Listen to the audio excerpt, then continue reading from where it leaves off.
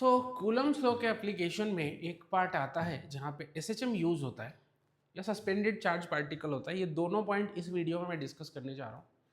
So let's start. Application of Coulomb's में point number one कि यहाँ पे ना एक चार्ज है Q। सपोज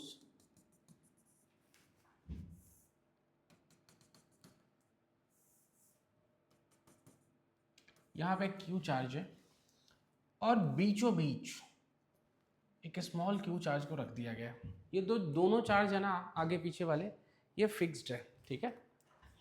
इसको मैंने यहाँ पे पुट किया, कहाँ पे? सेंटर पे रखा है, एकदम बीचों बीच। सपोज इनकी डिस्टेंसेस a थी, यहाँ से लेकर यहाँ तक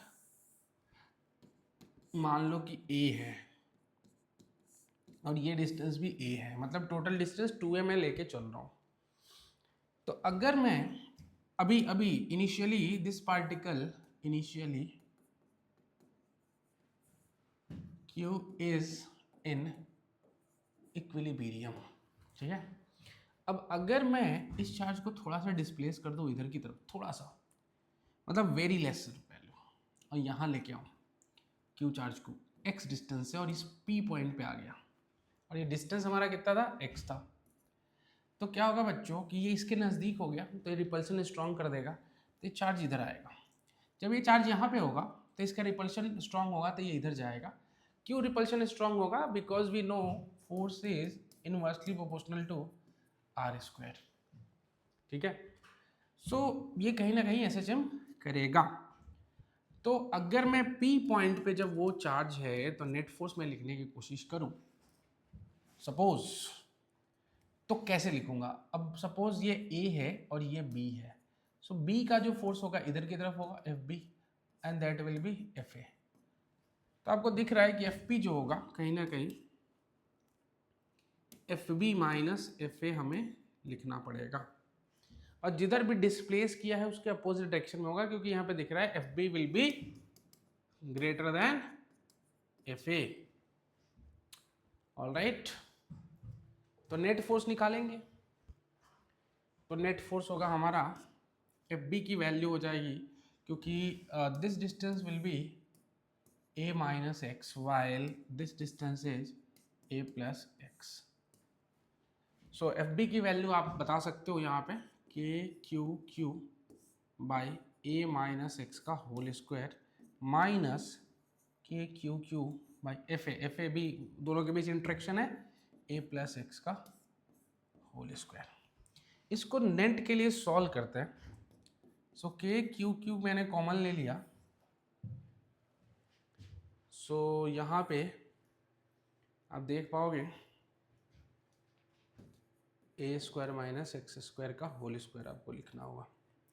यहाँ पे हो जाएगा A square plus x square plus 2AX minus A square minus x square plus 2AX, ठीक है। एलसीएम ले लिया, यहाँ से FP हो जाएगा आपका, अब देख पाओगे ये कैंसिल हो गया, so it will be 4AX by A square minus x square का होल स्क्वायर, यस, ठीक है। If x is very less than A square, so A square minus x square the whole square we can write A power 4. So FP will be 4AX upon A power 4. So it is sorry KQQ भी था साथ में, KQQ, it is KQQ KQ into Q into 4x upon AQ। अब देखो बच्चों, displace हम जिधर कर रहे हैं उसके अपोजिट में जा रहा है, तो रीस्टोरिंग फोर्स जो होगा उसके साथ मैं माइनस टर्म यूज़ कर लूँगा, minus k q q 4 into x upon a q, restoring force. क्यों? क्योंकि डिस्प्लेसमेंट मैंने इधर दिया था और रीस्टोरिंग फोर्स इधर आ रहा है, इसलिए अपोजिट लिखेंगे। तो अगर मैं इसको कंपेयर करूं एसएचएम इक्वेशन से, that is m omega square into x, यानी कि माइनस के एक्स। वो ये के और वो के अलग अलग है बच्चों, ये स्प्रिंग कांस्टेंट है, ये के 1/4 एप्सिलॉन है। तो यहाँ से हम एम ओमेगा स्क्वायर को कंपेयर करने के बाद लिख सकता हूँ के q q 4 k q cube upon a q. So यहाँ से m omega square is 4 times k q q by a q आ गया, ठीक है। तो ओमेगा स्क्वायर हो जाएगा 4 k q q by m a cube. तो ओमेगा यहाँ से बच्चों आ जाएगा 4 k q q by m a cube under root which is equal to 2 pi by T and equal to 2 pi f. आपको जो भी निकालना है वो आप यहाँ से निकाल सकते हो। तो टाइम पीरियड आपका हो जाएगा बच्चों 2 pi under root m a cube by 4 k q Q. याद रहे कि यहाँ पे जो k है वो है 1/4 पाई एप्सिलॉन। तो ऐसे एसएचएम इक्वेशन को हम यूज़ कर सकते हैं। आपको क्या करना होता है बच्चों, नेट फोर्स निकालना होता है। मैं फिर से समझा देता हूँ। नेट फोर्स निकालिए, नेट फोर्स को कैलकुलेट कीजिए, इसके बाद आप इसको और सॉल्व कीजिए। और ये कंडीशन बेहद इंपॉर्टेंट है, दिस कंडीशन। अगर ये कंडीशन नहीं होगा तो एसएचएम नहीं होगा, क्योंकि एसएचएम के लिए ये वाली जो कंडीशंस है ये वैलिडेट होनी चाहिए। और मेन कंडीशन एसएचएम के लिए क्या है हमारा, एफ रीस्टोरिंग ये होना चाहिए। मतलब कोई भी इक्वेशन फोर्स का डायरेक्टली प्रोपोर्शनल टू -x होना चाहिए, तो ही वो एसएचएम करेगा, नहीं तो एसएचएम नहीं करेगा। तो यहाँ से अगर मैं इसको इग्नोर नहीं करता, इस पूरे वैल्यू को x लेसर a को करके, तो ये इस फॉर्म में कभी भी नहीं आता। मतलब एसएचएम तभी करेगा जब पार्टिकल को जस्ट थोड़ा सा स्लाइटली डिस्प्लेस करेंगे लाइन ज्वाइनिंग अलोंग, तो ही ये करेगा, अदरवाइज नहीं करेगा, ठीक है। क्योंकि ज़्यादा अगर आप लेके चले जाओगे तो फिर फोर्स बहुत ज़्यादा डोमिनेट कर जाएगा और फिर उधर जाएगा तो वो आ नहीं पाएगा। या फिर एसएचएम, आपको पता है एसएचएम क्या होती है, तो एसएचएम के लिए प्री डिफाइंड जो एंड पॉइंट्स होते हैं वो नहीं हो पाएगा, इसके वजह से ये होगा, ऑसिलेशन होगा, बट एसएचएम जरूरी नहीं है कि हो। Okay, next is suspended charge particles, suspended charge particles। इस पे बहुत डाउट रहता है बच्चों को। देखो बच्चों, ऐसा 2 सिल्क का थ्रेड या ऐसा कोई लेंथ ले लिया मैंने, रस्सी ले ली, और यहाँ पे 2 चार्जेस, ऐसा 2 बॉडी लिया, बट इस पे अभी चार्ज है नहीं। अगर चार्ज होगा तो ये दोनों ऐसे ऐसे रिपेल कर जाएगा, ठीक है। तो मैं कंसिडर करता हूँ कि दोनों पे कुछ ना कुछ चार्ज है, तो दिस इज ये वाला कंडीशन इनका होगा यहाँ पे और यहाँ पे। इस पे क्यू चार्ज, इस पे भी सपोज क्यू चार्ज है। अगर ये थीटा एंगल है, क्योंकि देखो क्या होगा कि इन दोनों के बीच एक इलेक्ट्रिक फोर्स लगेगा कूलम वाला, और नीचे क्या लगेगा, mg लगेगा, क्योंकि इनका मास m था। इस पे भी वही होगा, इलेक्ट्रिक फोर्स, और नीचे लगेगा mg। तो ये थीटा आपको निकालना है बच्चों। तो इसको अगर मैं डेवलप करूँ यहाँ पे, दैट इज fe एंड नीचे mg, तो ये वाला एंगल मुझे चाहिए। तो ये fe है तो ये भी fe ही होगा। तो tan थीटा की वैल्यू हो जाएगी आपकी fe बाई mg। तो ये आप ध्यान रखिएगा कि tan थीटा की वैल्यू क्या हो जाएगी, fe बाई mg हो जाएगी। fe और कुछ है नहीं। अगर मान लो कि मैं ये डिस्टेंस x ले लूँ, तो fe की वैल्यू मैं लिख पाऊँगा के Q square by x square, ठीक है। ये यहाँ से, और tan थीटा की वैल्यू, ये थीटा है बच्चों, तो tan थीटा की value what I can right, this is x/2। So perpendicular by base होता है, आपको पता है। अगर tan थीटा मुझे लिखना है तो ये परपेंडिकुलर बाई बेस में लिख सकता हूँ, ठीक है। तो अगर जो भी ये डिस्टेंस होगी, दिस अपॉन दिस, सपोज ये y डिस्टेंस है, so I can write x/2 by y. So tan theta की वैल्यू हो जाएगी x/2y, ये भी ध्यान रखेंगे। और यहाँ पे अगर मैं रख दूँ x/2y और एफ की वैल्यू kq²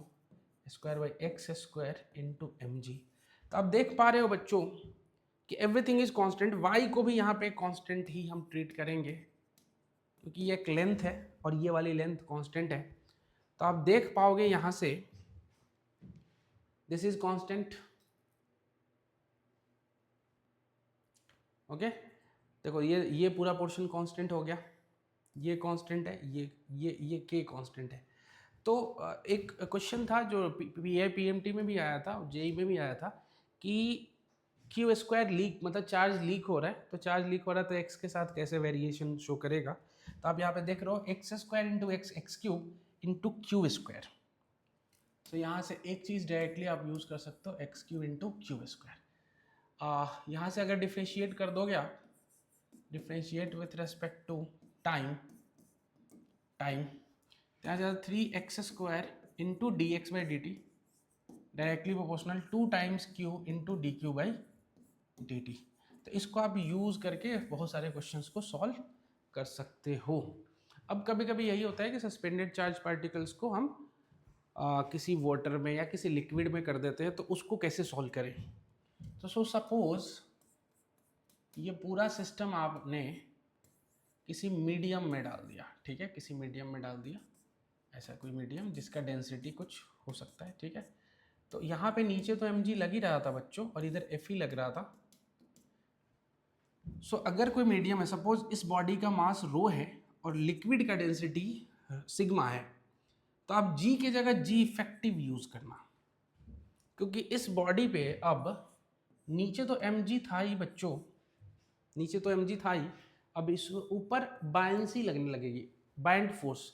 हो सकता है कभी कभी इलेक्ट्रिक फील्ड भी ऑन कर देते हैं, तो उसको भी हम ऐड या माइनस कर सकते हैं। तो बाइंड फोर्स ऊपर लग जाएगा एंड दैट इज Fe, ठीक है। अब कैसे निकालोगे g effective. So g effective is basically g minus FB/m, मतलब बायंसी की वजह से जो एक्सेलरेशन डेवलप हो रहा है उसको माइनस कर देंगे।